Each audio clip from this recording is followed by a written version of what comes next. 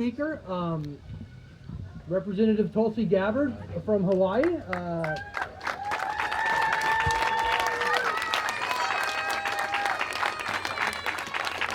give an anecdote, but that's good enough. That's good. Thank you, Scott. Thank you, Scott, for your incredible leadership here as we gather here to fight for our working families. Labor Day is always a great weekend. It's a long weekend. We get to hang out with our friends and family and have barbecues like this. There's always some good sales going on, but I think it's important for us to remember that we celebrate Labor Day to celebrate our nation's workforce. We celebrate our working men and women across this country, whose hard work too often goes unsung.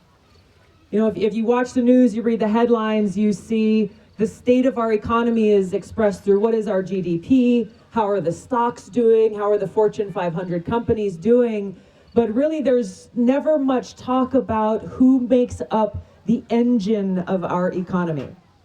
Who are the hardworking men and women all across this country who get up every single day that make our economy run, that make our government run.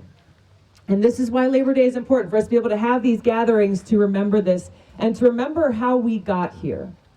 That the benefits that we have in this country didn't just come about because of the good intentions and the good-natured will of the big bosses. They came about because of labor leaders who have fought hard. Organized labor, workers coming together, standing up for, yes, themselves and their families, but really for each other.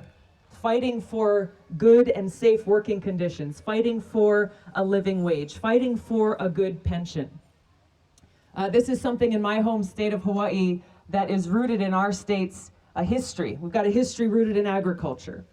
Plantations, growing sugarcane and pineapple and other things. And there were 4 big bosses in our state that ruled our plantation fields. And there were immigrants coming from all over the world to come and work in those fields with terrible working conditions. And anytime the workers tried to fight for better pay, safer working conditions, it won't surprise you to know what the response they were met with. Complain again and you'll be fired.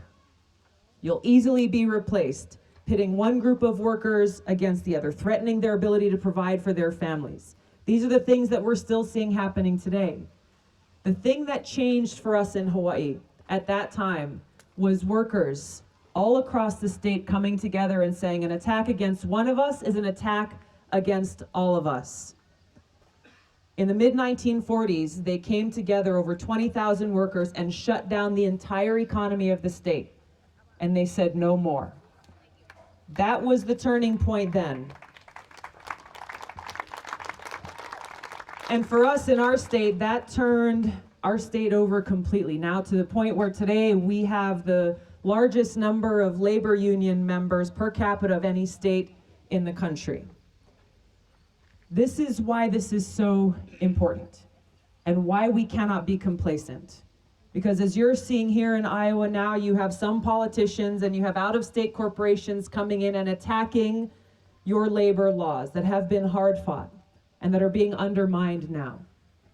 Attacking and trying to silence the voices of nurses and firefighters and teachers and public safety officials, people who are integral to our everyday lives, public servants, people who are putting service above self. And so just as we saw the battles were fought in Hawaii, just as we see ongoing battles being fought today, we have to stand with that solidarity and that unity, recognizing that an attack against one of us is an attack against all of us. One full-time job should be enough. I think it's often forgotten that the vast majority of union members in this country are veterans. Men and women who have laid their life down for our country. Who, when they've laid down their uniform, have come back and decided to serve their country in other ways. So as we're talking about this principle of service above self, so many of our veterans have lived that and are bringing that principle forward throughout the rest of their lives. I've served as a soldier for over 16 years in the Army National Guard. I just returned from 2 weeks of active duty service in Indonesia, where I served with members of our Air and Army National Guard. people who embody that principle of service above self.